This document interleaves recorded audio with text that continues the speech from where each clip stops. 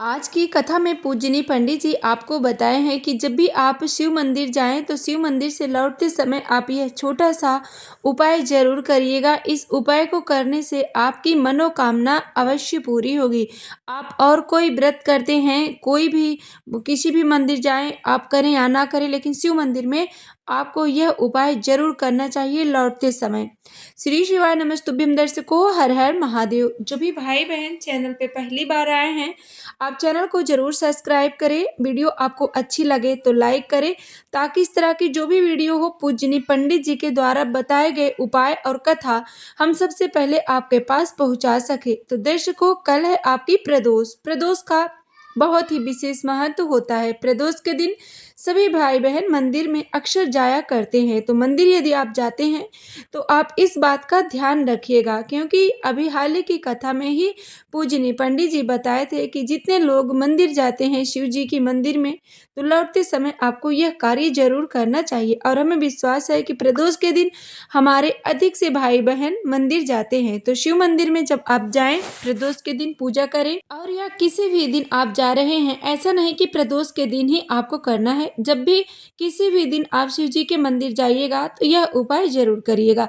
सर्वप्रथम महादेव की आराधना करें, पूजन करें। दूध दही शहद अक्षत बेल पत्र से आप जिस तरह से पूजन करते हैं प्रत्येक रोज, उसी तरह से आपको पूजन करना है। पूजन के बाद आप वहां से जब लौट रहे हैं तो महादेव के मंदिर के पास उनकी तरफ मुख करके आप खड़े हो जाएं। चौखट, जो मंदिर का चौखट होता है, उसके पास खड़े हो जाए। एक क्षण ही आपको खड़ा होना है, ज्यादा नहीं। और यदि वहां पे नहीं आप खड़े हो सकते, जो जो बाहर नंदी जी होते हैं उनके पास आप खड़े हो जाइएगा। खड़े होने के बाद आपसे महादेव से प्रार्थना करनी चाहिए, महादेव मेरी पूजा में जो भी गलती हो गई है आप उसे क्षमा करिएगा।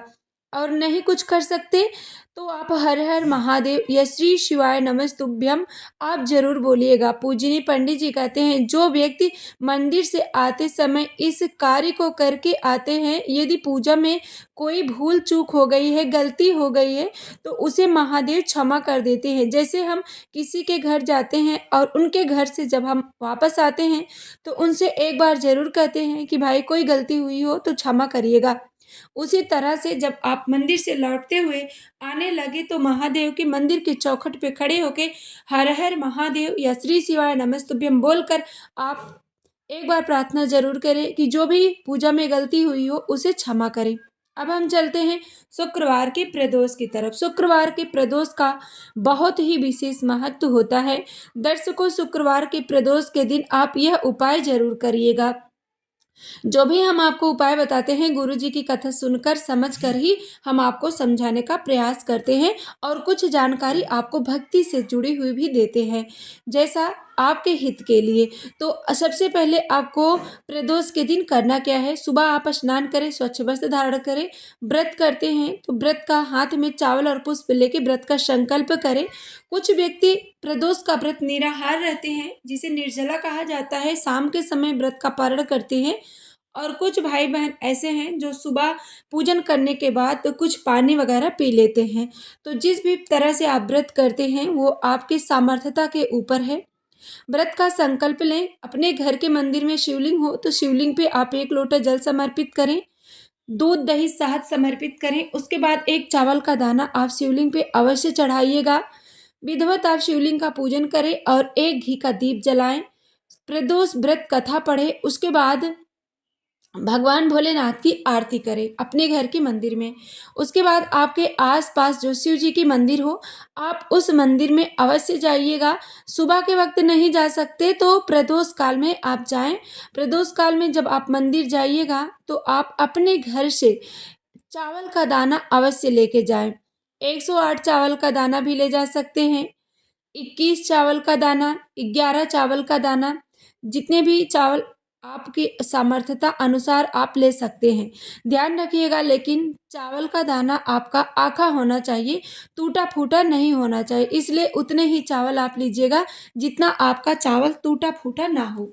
उसके बाद आप महादेव के मंदिर में जाएं। मंदिर में आपके पास समय है तो थोड़ी देर आप महादेव की शिवलिंग के पास बैठ करके आपकी जो भी कामना है उसके लिए आप कामना करके एक चावल का दाना शिवलिंग पे चढ़ा के एक घी का दीप आप अवश्य जलाएं। प्रदोष के दिन जैसा कि पूजनीय पंडित जी कहते हैं, जो भी व्यक्ति 5 स्थानों पे या 3 स्थानों पे दीप दान करते हैं उनके घर में कभी संपदा की कमी नहीं आती है। तो शिव मंदिर में आप दीप दान करें। उसके बाद दूसरा दीप आपको जलाना है बेल पत्र के वृक्ष के नीचे।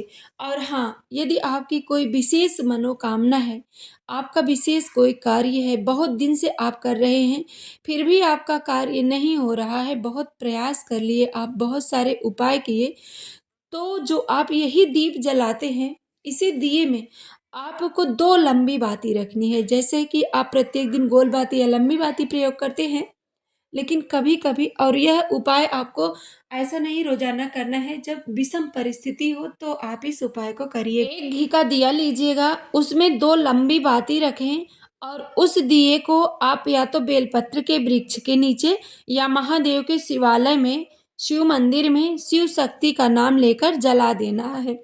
तो आप इस दिए को किसी विशेष कार्य के लिए ही कर सकते हैं।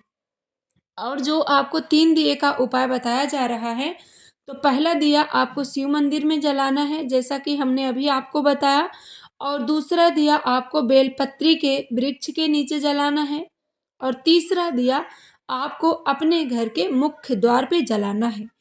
और हाँ, एक बात और ध्यान रखिएगा, जिस तरह से आपको बताया गया सबसे पहले कि शिव मंदिर से लौटते समय आप मंदिर के मुख्य द्वार पे थोड़ी देर खड़े हों, उसी तरह से आपको बताया जा रहा है कि जब भी आप शिव जी के मंदिर से घर लौटें तो अपने घर के मुख्य द्वार पे 1 मिनट या थोड़ी देर या क्षण मात्र भी आप खड़े होकर महादेव का ध्यान करें।